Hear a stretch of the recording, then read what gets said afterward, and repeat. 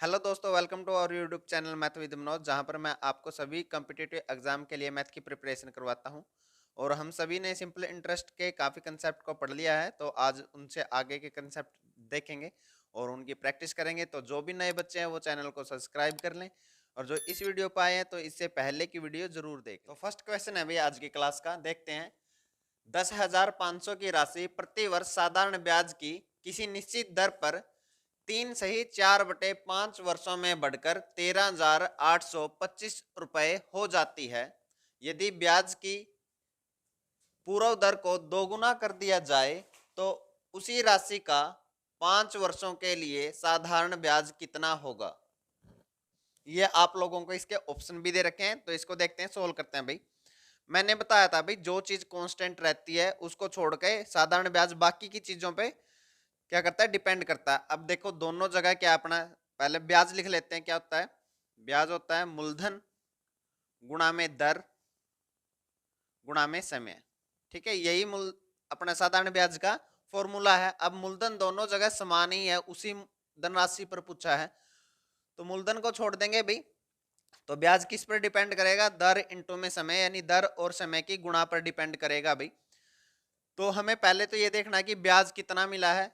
13,825 रुपये धनराशि हो गई है, जबकि मूलधन था अपना 10,500 रुपये। तो ब्याज कितना मिला, इसमें से इसको माइनस कर देंगे भाई, ये आ जाएगा 3,325 रुपये ब्याज मिला है। अब देखो दर पे डिपेंड, दर और समय की गुणा पर ही अपना ब्याज डिपेंड करता है। तो पहले कितना था, समय अपने को नहीं दे रखा भाई, पहले जो भी समय दे रखा है 3 सही 4/5 वर्ष। 3 सही 4/5 वर्ष, इसको ठीक से करके लिखोगे तो 5×3 = 15 और 4 19/5 वर्ष। दर बोले निश्चित दर है भाई, तो हम कितने भी दर मान सकते हैं। मैंने मान ली कि दर 1% थी, तो 19/5 तो समय हो गया, और दर कितनी थी 1।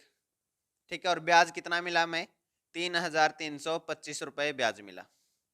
अब दूसरी कंडीशन देखते हैं भाई, दर को कितना कर दिया गया, 2 गुना कर दिया गया, तो अब दर कितनी होगी 2, और समय कितना है 5 वर्ष है। तो अब ब्याज कितना आएगा ये हमने बताना है, सिर्फ यहीं से इसको कैलकुलेट कर सकते हैं भाई आसानी से। तो हमें इस क्वेश्चन मार्क की वैल्यू निकालनी है, ये कितना हो जाएगा भाई, 19/5 था, इसके बटे में 5×2 = 10/1, पलट के कितना हो जाएगा, ऊपर चला जाएगा 10, यानी 1/10 हो जाएगा, और बराबर कितना है 3,325 बटे में। ये जो भी क्वेश्चन मार्क है इसकी वैल्यू हमें बतानी है। क्वेश्चन मार्क इस साइड आ जाएगा और बाकी की चीजों को उस साइड लेके चले जाएंगे, तो क्वेश्चन मार्क की वैल्यू अपनी आ जाएगी भाई 3,325, ये 19 उस साइड जाके डिवाइड में हो जाएगा, 5×50 उस साइड जाके गुणा में हो जाएगा। इसको सोल्व आउट कर लोगे तो आपका आंसर आ जाएगा भाई। अब चाहे तो आप इसको सिंपली डिवाइड करके सोल्व आउट कर लो भाई, नहीं तो आप इसमें डिजिटल सम लगा सकते हैं भाई। नीचे कितना हो गया, डिजिटल सम 1 हो जाएगा, ऊपर कितना हो जाएगा भाई 6 और 2 8, और 8 और 5 13, 3 और 1 4 हो जाएगा, 4 और 5 20, 20 का डिजिटल सम कितना आ जाएगा अपना 2 आ जाएगा। तो अब इन ऑप्शन में देख लो किसका डिजिटल सम 2 बनता है भाई। 12 और 7 19, 9 और 1 10, कितना इसका डिजिटल सम 1 बनता, आंसर नहीं हो सकता भाई। ये 7 और 5 12, 12 और 8 20, 20 का डिजिटल सम 2 बनता है, ये आंसर हो सकता है। ये कितना हो गया भाई, 6 और 5 11 और 8 19, 19 का 1 और 9 10 हो गया भाई, 10 का डिजिटल सम 1 हो गया, तो ये आंसर नहीं हो सकता भाई। ये कितना हो जाएगा 8 और 6 14, 14 और 7 21, 21 का डिजिटल सम कितना हो जाएगा 3, तो ये भी आंसर नहीं हो सकता। तो आंसर कितना आ गया अपना बी। या तो आप डिजिटल सम से निकाल लो, नहीं तो आपको इस, अगर कैलकुलेशन आप अच्छे से कर सकते हैं तो कैलकुलेशन भी कुछ ज़्यादा बड़ी नहीं है, 19 से डिवाइड ही करना है अपने को। डिवाइड करेंगे भाई कितना आ जाएगा, 19 एकम 19, बच जाएंगे कितने 14 भाई। ठीक है, 19 सत्ते 133, ठीक है 7 आ जाएगा, और बच जाएंगे कितने भाई अपने, बच जाएंगे 9, 19×5 = 95, ठीक है गुणा में 50, तो 0 की 0, 5×5 = 25, ऐसे लग दो 5×3 = 35 और 2 37, और 5 और 3 8, यानी कि 8,750 आपका क्या आ जाएगा, आंसर आ जाएगा अभी। तो बी अपना क्या हो जाएगा। नेक्स्ट क्वेश्चन है भाई, 600 रुपए का 5 साल के लिए और 1,000 रुपए का 2 साल के लिए साधारण ब्याज का योग 400 रुपए है। यदि दोनों बार साधारण ब्याज की दर समान हो तो दर ज्ञात करो, ये हमें बताना है, और ये अपने को ऑप्शन दे रखे हैं। तो इसके दो तरीके, या तो ऑप्शन यूज कर लो भाई, या फिर आप सिंपली इसको सोल्व कर लो। तो हम ऑप्शन यूज कर लेते हैं भाई, अगर सभी दर आसान होती, जैसे 8%, 10%, लेकिन ये ऊट पटांग सी दर दे रखी है अभी, जैसे 9.09%, इसका कितना फ्रैक्शन वैल्यू बनेगा 1/11, तो सोल्व करना मुश्किल हो जाएगा। तो सिंपल सोल्व कर लो। और ऐसे क्वेश्चन में क्या करना आप लोगों को, दर को 1% मान लो या फिर R% मान लो, वहां से भी आप सोल्व कर सकते हैं। जैसे 600 रुपए है, उस पर 5 साल का, और दर हमने कितनी मान ली भाई, चाहे तो आप R% मान लो, चाहो तो आप 1% मान लो। मैं 1% मान के करता हूं भाई हमेशा। तो 1% है तो उसका क्या हो जाएगा, प्रतिशत हटाएंगे तो 1/100, तो यहाँ से इसका ब्याज कितना आ जाएगा 30 रुपए। 1% दर माननी है तो बाद में उस एक की वैल्यू ही हमारा आंसर होगा भाई। और दूसरी क्या है भाई, 10,000 रुपए का कितने साल के लिए भाई, 2 साल के लिए, और दर कितनी है अपनी 1%। तो अपना ब्याज कितना हो जाएगा भाई, 2×2 = 20। तो टोटल दोनों के ब्याज का योग कितना हो गया अपने हिसाब से भाई, 30 और 20 50। लेकिन क्वेश्चन में कितना दे रखा है भाई, 400। तो 50 की वैल्यू कितनी है 400, तो एक की वैल्यू कितनी है, 0 से 0 काट दो, 5×8 = 40 8। तो हमने क्या माननी थी दर, 1% माननी थी, तो जो भी एक की वैल्यू होगी वही हमारा आंसर होगा। और एक की वैल्यू कितनी है, आई है 8, तो अपनी दर कितनी थी, 8% अपनी क्या थी, दर थी। यही हमारा आंसर। नेक्स्ट क्वेश्चन है भाई, इसे देखते हैं। बहुत ही इंपॉर्टेंट क्वेश्चन है और बहुत बार CGL CHSL यानी SSC और अन्य एग्जाम में भी बहुत बार आया, तो ध्यान से जरूर समझे इसको। किसी धन के 1/3 भाग को 3%, 1/6 भाग को 6% तथा शेष भाग को 8% साधारण ब्याज की दर से निवेश किया जाता है और 2 साल के अंत में 6,000 रुपए ब्याज के रूप में मिलते हैं, तो वह धन ज्ञात कीजिए भाई। तो बहुत ही सिंपल है। पहले तो ये देखो 2 साल के लिए कितना मिला है हमें ब्याज, 6,000 रुपए मिला है। तो इसको पहले 1 साल के लिए निकाल लो। 1 साल का ब्याज अपना कितना हो जाएगा, 2 से डिवाइड कर दिया दोनों साइड, तो ये कितना आ जाएगा 3,000, या ये लगा लो 2 साइड जाके डिवाइड में हो गया।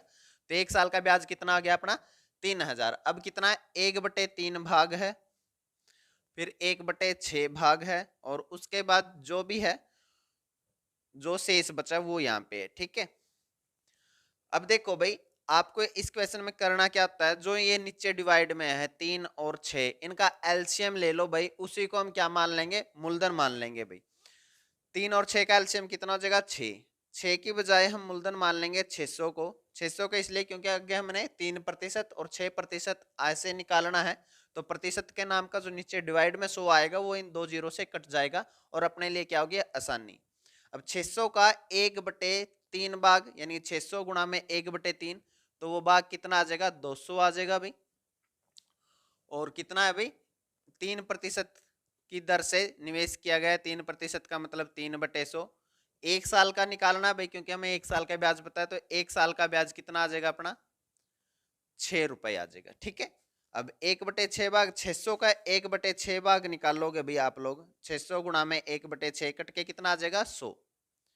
किस दर पे है, 6% की दर पे है, और समय कितना है 1 साल, तो ब्याज कितना आ जाएगा 6 कम 6।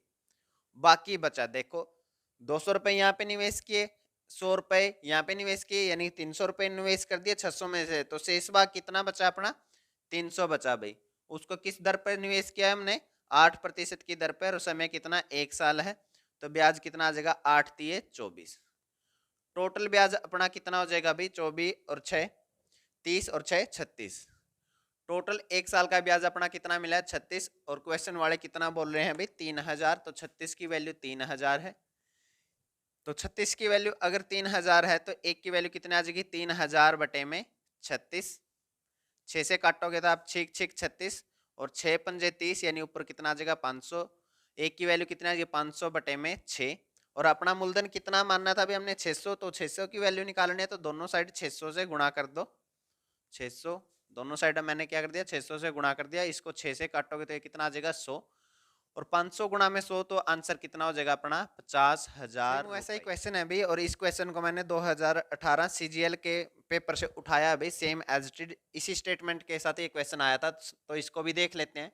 किसी धन के 1/3 भाग को 4%, 2/5 भाग को 5% तथा शेष भाग को 6% साधारण ब्याज की दर से निवेश किया जाता है, और 3 साल के अंत में 4,440 रुपए ब्याज के रूप में मिलते हैं, तो धन ज्ञात कीजिए। तो पहले तो हम 1 साल का ब्याज निकाल लेंगे। 3 साल के लिए ब्याज कितना है अपना 4,440 रुपए। तो 1 साल के लिए कितना आ जाएगा, इसके डिवाइड में चला जाएगा भाई ये 3, यानी 4,440 बटे में 3, 3 से काटेंगे, 3 एकम 3, 3 चौके 12, 3 अट्ठे 24 और 0 की 0, यानी 1480 रुपए 1 साल का ब्याज आ जाएगा। अब हमें क्या करना है, भाग कितना 1/3 भाग और 2/5 भाग और बाकी शेष भाग।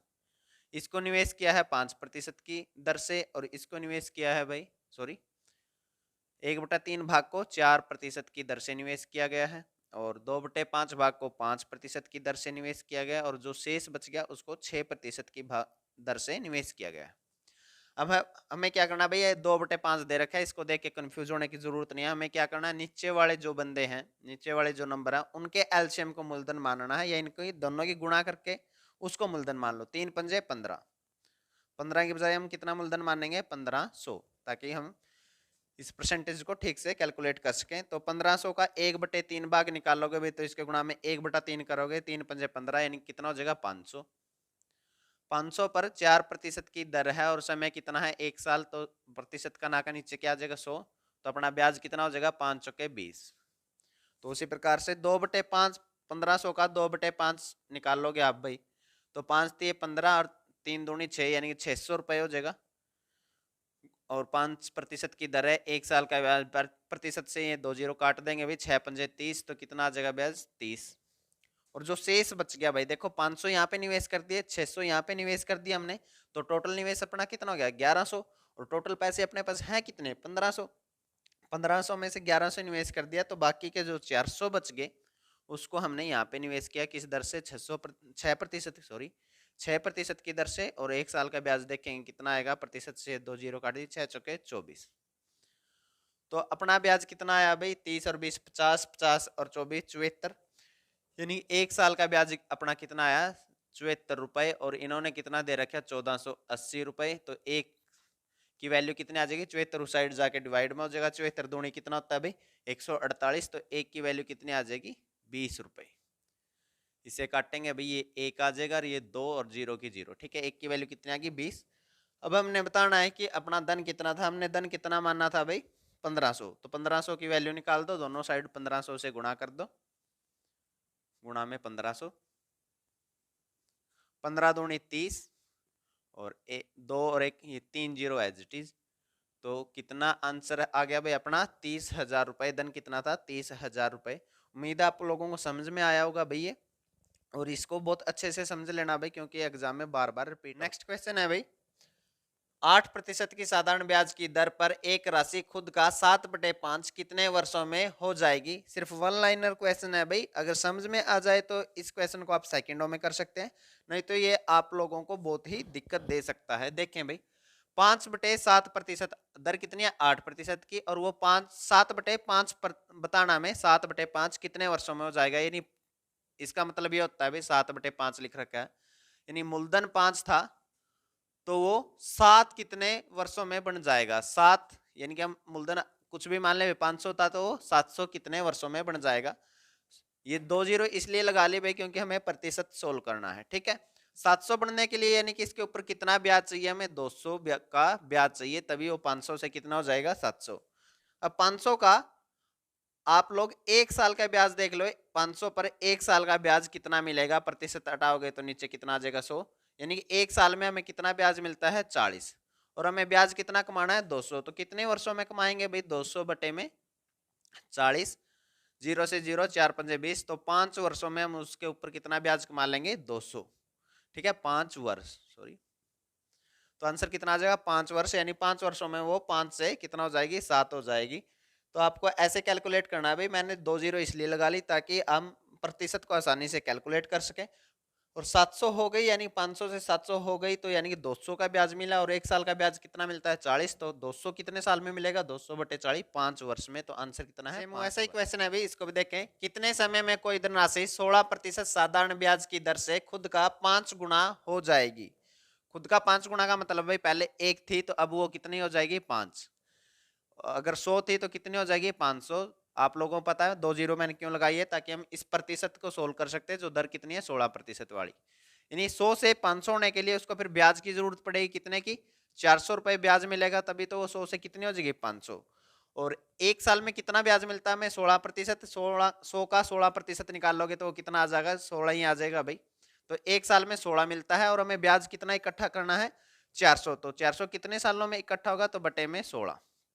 आप लोग अभी इसको कैंसिल आउट कर ले भाई, 16 दूनी 32, 16 पंजे 80, यानी कि 25 वर्ष में वो खुद की कितनी हो जाएगी, 5 गुना हो जाएगी। सिंपल ऐसे ही करना है भाई आप लोगों को, इससे शॉर्ट में और कुछ हो नहीं सकता। तो ऐसे ही समझे भाई, 5 गुना हो जाएगी, यानी कि 1 से 5, यानी 100 से 500। तो 100 वो खुद थी, तो 500 बनने के लिए उसके ऊपर कितना ब्याज चाहिएगा 400। एक साल में कितना ब्याज मिलता है 16, तो 400 कितने साल में मिलेगा, 400 बटे में 16, 25 वर्ष में। तो ये हमारा क्या हो जाएगा। नेक्स्ट क्वेश्चन है भाई, देखते हैं। कोई निश्चित धनराशि निश्चित साधारण ब्याज की दर से 3 वर्षों में खुद की 5 गुना हो जाती है, तो वह धनराशि कितने वर्षों में खुद की 9 गुना हो जाएगी। इसको मैं पहले आपको बेसिक से बता देता हूं, फिर मैं आपको डायरेक्ट इसका एक फॉर्मूला दे दूंगा, उसमें पुट करोगे तो आपका आंसर आ जाएगा। देखो भाई, कोई धनराशि है, अपने को नहीं पता क्या है, निश्चित साधारण ब्याज की दर से दर भी नहीं पता। देखो मैंने आप लोगों को पहले भी बताया है, ब्याज जो है वो मूलधन गुणा में दर गुणा में समय पर डिपेंड करता है, ठीक है। अब ये दो चीज कांस्टेंट हैं, मूलधन और दर दोनों कांस्टेंट हैं, इनमें कोई चेंज नहीं है, तो ब्याज सीधा किस पर डिपेंड करेगा, समय पर, ठीक है। अब देखो इसको सोल्व कैसे करते हैं, तो मूलधन और दर लिखने की जरूरत ही नहीं है जब वो समय पर डिपेंड करता है। पहले वो क्या होती है, खुद की 5 गुना हो जाती है, यानी कि वो 1 थी, फिर कितनी होगी 5, तो उसको कितना ब्याज मिला है, 4 ब्याज मिला है, ठीक है। तभी वो एक तो खुद थी, 4 ब्याज मिल गया, 5 हो गई, ठीक है। और बाद में उसको कितना हो जाना है, 9 गुना हो जाना है, यानी कि अगर वो एक खुद थी तो बाद में कितनी होगी 9 गुना, तो उसके ऊपर ब्याज उसको कितना मिला 8, ठीक है। अब समय पे डिपेंड करता है, पहले थी समय कितना था अपना 3 वर्ष, और वो कितनी हो गई 5 गुनी हो गई, यानी कि तो ब्याज कितना मिला उसके ऊपर हमें 4 ब्याज मिला, ठीक है। डिवाइड में अब दूसरी कंडीशन लेते हैं भाई हम, समय अपने को नहीं पता कितना है, तो मान लिया कि टी समय था और वो कितने गुना हो गई 9 गुना, यानी कि उसके ऊपर ब्याज कितना मिला 8। मूलधन और दर सेम है तो वो कांस्टेंट है, उनसे कुछ फर्क पड़ेगा नहीं, तो ब्याज सीधा किस पे डिपेंड करेगा, समय पर। यहां से आप लोग सोल्व आउट कर लें भाई इसको, टी उस साइड जाके, या तो आप पहले ही सोल्व आउट कर ले इसको भाई, 4 दूनी 8, 1/2 है, 2 इस साइड आके गुणा में हो जाएगा, टी उस साइड जाके गुणा में हो जाएगी, तो टी की वैल्यू कितनी आ जाएगी 3 दूनी 6। 6 वर्ष में वो खुद की कितनी हो जाएगी भाई 9 गुणी हो जाएगी। या फिर आप डायरेक्ट इसके लिए एक फॉर्मूला यूज कर सकते हैं भाई, ये बेसिक भी आप लोगों को पता होना चाहिए भाई, यहीं से फॉर्मूले बनते हैं। आपको क्या करना है, T1 यानी पहला समय बटे में T2 जो दूसरे बार का समय दे रखा है भाई, या हो सकता है आपको निकालना हो, 4 चीजों में से एक। N1 है कितने गुना हो गई फर्स्ट टाइम, जैसे वो फर्स्ट टाइम कितने गुना होगी 5 गुना, माइनस के 1 बटे में N2 दूसरी बार जितने भी गुना हो गई माइनस के 1। माइनस का 1 आप लोगों को इसलिए पता ही होगा भाई, जैसे यहाँ पे 4 आया, क्यों आया, क्योंकि एक तो वो खुद थी, तो ये वाला एक इसमें से माइनस करते हैं। इस प्रकार से आप डायरेक्ट इस फॉर्मूले का भी यूज कर सकते हैं। अब मैं इस फॉर्मूले से क्वेश्चन को सोल्व करूं तो पहले टाइम कितना है 3 वर्ष, T2 हमें निकालना है, दे नहीं रखा, तो T2 N1 कितने गुना होगी 5 गुना, 5 माइनस के 1, N2 यानी कि दूसरी बार कितने गुना होगी 9 गुना, तो यानी कि 9 माइनस के 1, तो ये वही आ जाएगा भाई 3 बटे में T2 और 4 बटे में 8, इसको काटोगे तो 1/2, T2 की वैल्यू कितनी आ जाएगी भाई 3 दूनी 6, तो आंसर कितना हो जाएगा 6 वर्ष। तो आप चाहे तो डायरेक्ट इस फॉर्मूले का भी यूज कर सकते हैं, ये मैंने आप लोगों को बेसिक बता दिया है। नेक्स्ट क्वेश्चन है भाई सेम वैसा ही क्वेश्चन, आप चाहे तो इसको डायरेक्ट फॉर्मूले से भी कर लेना। देखें, कोई निश्चित धनराशि निश्चित साधारण ब्याज की दर से 4 वर्षों में खुद की 3 गुना हो जाती है, तो वह धनराशि 8 वर्षों में खुद का कितने गुना हो जाएगी। तो मैं डायरेक्ट फॉर्मूला लिखता हूं भाई, फॉर्मूले को अच्छे से ध्यान रख कर लेना भाई, अगर आप सिर्फ फॉर्मूला याद कर रहे हैं, अगर बेसिक है तो फिर आप कभी गलती करेंगे ही नहीं। T1 बटे में T2 बराबर है N1 यानी कि शुरू में कितने गुना हो गई है उसके माइनस में 1 बटे में N2 माइनस के 1, या N2 क्या है, जो जितने गुना वो दूसरी बार हो गई है, ठीक है। तो आप लोग सिर्फ अब वैल्यू पुट करके आंसर निकाल सकते हैं। शुरू में कितना टाइम है भाई 4 वर्ष का, ठीक है, और दूसरी बार टाइम कितना है 8 वर्ष का। N1 कितना है, शुरू में कितने गुना हो गए 3 गुना, तो 3 माइनस के 1 बटे में N2, ये हमने बताना है भाई कि दूसरी बार कितने गुना हो जाएगी 8 वर्षों में, ठीक है। अब सोल्व कर लें भाई, ये 4 दूनी 8, 1/2 आ गया, और ये 3 में से 1 गया, तो ये भी कितना आ गया 2 बटे N2 माइनस के 1। अब N2 माइनस 1 की गुणा इस साइड आके 1 के साथ हो जाएगी, यानी कि N2 माइनस के 1 बराबर किसके आ जाएगा 2 दूनी 4 के, और ये माइनस का 1 परली साइड जाके प्लस का हो जाएगा, तो N2 की वैल्यू कितनी आएगी 4 और 1 5, यानी कि आंसर कितना हो जाएगा 5 वर्ष। सिंपल सा क्वेश्चन है भाई, लेकिन आपको जो ये फॉर्मूला है ये ध्यान रखना पड़ेगा, और आप लोगों को ये 4 चीजें हैं भाई, इन 4 चीजों में से कोई 3 दे देगा और एक वो जो छोड़ दी वो पूछ लेगा। आज के लिए इतना ही, उम्मीद है आप लोगों को सब कुछ अच्छे से समझ में आया होगा और आप अपने नोट्स बना रहे होगे, प्रैक्टिस कर रहे होगे, और जितने भी बच्चे नए आए हैं चैनल पर वो चैनल को सब्सक्राइब जरूर कर लें, क्योंकि हम मैथ की जो एग्जाम ओरिएंटेड कंटेंट है वो आप लोगों को देते रहते हैं। और सिर्फ एक पार्ट बच गया अब सिंपल इंटरेस्ट का भाई, वो है इंस्टॉलमेंट यानी किस्त वाला, वो हम नेक्स्ट लेक्चर में पढ़ेंगे। और सभी अपने दोस्तों को जो भी एग्जाम के लिए प्रिपेयर कर रहे हैं, ये दोस्तों में रिश्तेदारों में, तो उनको भी वीडियो शेयर जरूर करें।